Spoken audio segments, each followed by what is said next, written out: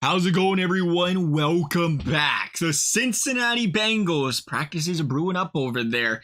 And to tell you what, the attendance, it's been pretty good. We've seen, was it 67 to 69? All but two players showed up to the practice here during the week this week. The Bengals, was May 30th now? It would have been a couple of days ago when time this comes out. But we've seen it consistently out. Pretty good attendance. There was two players missing. Chido Awuzie, recovering from an injury, and Jonah Williams. Jonah Williams obviously missing because of the trade request. There's a lot of talk he's missing because he wants that contract. I'm assuming it's leaning more towards the trade request than it is the contract. Nonetheless, it's not something new where a player will sit out of voluntary practice. They might even sit out regular practice until, you get closer to the regular season, until they get their payday. Doesn't necessarily mean they're the best character of players doing that, but it does happen.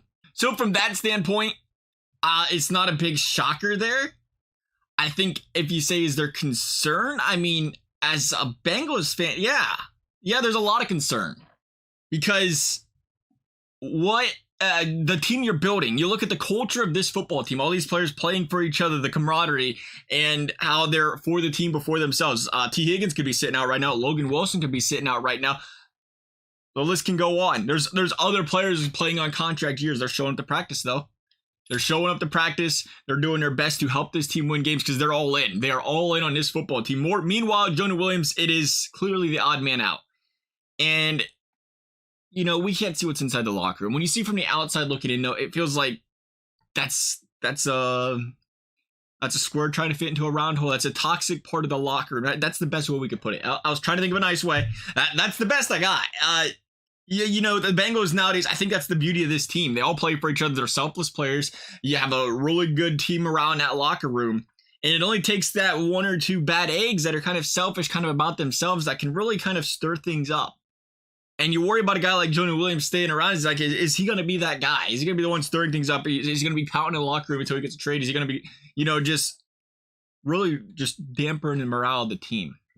And, that's kind of one of those things. It's like, you got to trade him if he's going to act like this, I think. Because, again, he's the only one. He's the only one sitting out. And I think he's a guy who's clearly fighting for the right tackle position.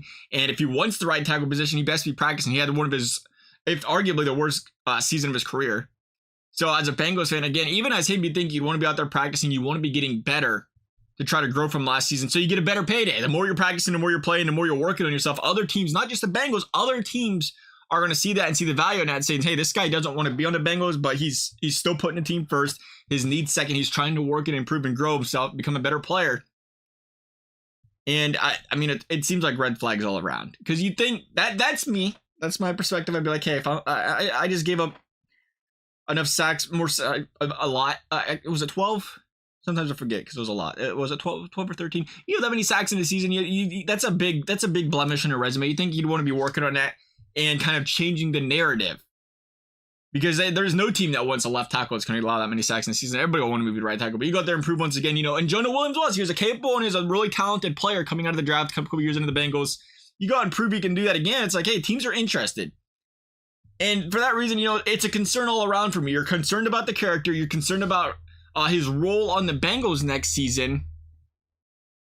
And overall, again, it's kind of crazy how it just all sprung up like that. Didn't have anything bad to say about Jonah Williams. He seemed like a really talented player, good player. He needed to figure things out after a down season, and just, you bring in Brown, the trade request. I mean, you understand why he was kind of upset because he felt like that was his position, but this is a competitive league, and you as a player, you want to take that as, hey, I need to be better.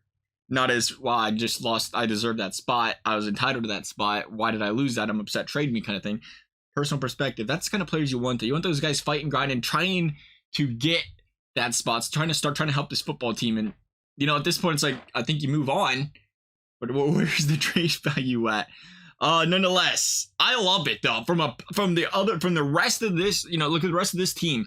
Whatever Jonah Williams can do what he does, the rest of this team is all in. You don't see anybody else sitting out. You don't see anybody else worried about the money. You don't see anybody else talking about their contracts. They're like, we're worried about one thing. We're worried about winning that championship this season.